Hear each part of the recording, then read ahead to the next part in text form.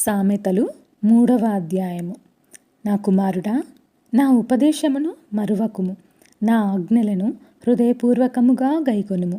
అవి దీర్ఘాయువును, సుఖజీవితంతో గడుచు సంవత్సరములను, శాంతిని నీకు కలుగజేయును. దయను సత్యమును ఎన్నడూనూ నిన్ను విడిచిపోనీయకుము.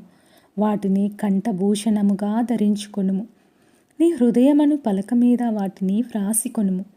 అప్పుడు దేవుని దృష్టి అందును, మానవుల దృష్టి అందును నీవు దయనొంది మంచివాడవని అనిపించుకొందువు. నీ స్వబుద్ధిని ఆధారము చేసుకొనక నీ పూర్ణ హృదయముతో యెహోవా యందు నమ్మకముంచుము. నీ ప్రవర్తన అంతటి యందు ఆయన అధికారమునకు ఒప్పుకొనుము. అప్పుడు ఆయన నీ త్రోవలను సరళము చేయును.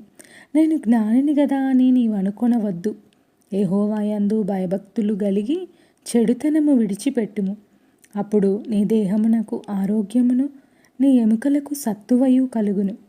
నీ రాబడి అంతటిలో ప్రథమ ఫలమును, నీ ఆస్తిలో భాగమును ఇచ్చి యెహోవాను ఘనపరచుము. అప్పుడు నీ కొట్లలో ధాన్యము సమృద్ధిగా నుండును. నీ గానుగలలో నుండి క్రొత్త ద్రాక్షారసము పైకి పొరలి పారును. నా కుమారుడా, యెహోవా శిక్షను తృణీకరింపవద్దు, ఆయన గద్దింపునకు విసుకవద్దు. తండ్రి తనకు ఇష్టుడైన కుమారుణ్ణి గద్దించు రీతిగా యెహోవా తాను ప్రేమించు వారిని గద్దించును. జ్ఞానము సంపాదించిన వాడు ధన్యుడు, వివేచన కలిగిన నరుడు ధన్యుడు. వెండి సంపాదించుట కంటే జ్ఞానము సంపాదించుట మేలు, అపరంజి సంపాదించుట కంటే జ్ఞాన లాభమునందుట మేలు. పగడముల కంటే అది ప్రియమైనది. నీ ఇష్ట వస్తువులన్నీ దానితో సమానములు కావు. దాని కుడి చేతిలో దీర్ఘాయువును, దాని ఎడమ చేతిలో ధన ఘనతలను ఉన్నవి. దాని మార్గములు రమ్య మార్గములు, దాని త్రోవలన్నీ క్షేమకరములు. దానిని అవలంబించు వారికి అది జీవవృక్షము. దాన్ని పట్టుకొని వారందరూ ధన్యులు. జ్ఞానము వలన యెహోవా భూమిని స్థాపించెను, వివేచన వలన ఆయన ఆకాశ విశాలమును స్థిరపరచెను. ఆయన తెలివి వలన అగాధ జలములు ప్రవహించుచున్నవి, మేఘముల నుండి మంచు బిందువులు కురియుచున్నవి. నా కుమారుడా, లెస్సైన జ్ఞానమును వివేచనను భద్రం చేసుకొను. వాటిని నీ కన్నుల ఎదుట నుండి తొలగిపోనీయకుము. అవి నీకు జీవముగాను, నీ మెడకు అలంకారముగాను ఉండును. అప్పుడు నీ మార్గమున నీవు సురక్షితముగా నడిచెదవు.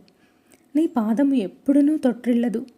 పండుకొనున్నప్పుడు నీవు భయపడవు. నీవు పరుండి సుఖముగా నిద్రించెదవు. ఆకస్మికముగా భయము కలుగునప్పుడు, దుర్మార్గులకు నాశనము వచ్చినప్పుడు నీవు భయపడవద్దు. యెహోవా నీకు ఆధారమగును. నీ కాలు చిక్కబడకుండునట్లు ఆయన నిన్ను కాపాడును.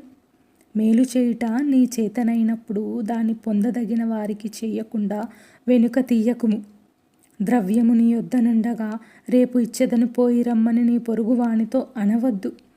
నీ పొరుగువాడు నీ యొద్ద నిర్భయముగా నివసించున్నప్పుడు వానికి అపకారము కల్పింపవద్దు. నీకు హాని చేయని వానితో నిర్నిమిత్తముగా జగడమాడవద్దు. బలాత్కారము చేయువాని చూచి మత్సరపడకుము. వాడు చేయు క్రియలను ఏమాత్రమును చేయగోరవద్దు. కుటిలవర్తనుడు యెహోవాకు అసహ్యుడు, యథార్థవంతులకు ఆయన తోడుగా నుండును. భక్తిహీనుల ఇంటి మీదికి యెహోవా శాపము వచ్చును. నీతిమంతుల నివాస స్థలమును ఆయన ఆశీర్వదించును. అపహాసకులకును ఆయన అపహసించును. దీనుని ఎడల ఆయన దయచూపును. జ్ఞానులు ఘనతను స్వతంత్రించుకొందురు, బుద్ధిహీనులు అవమానభరితులగుదురు. ఆమె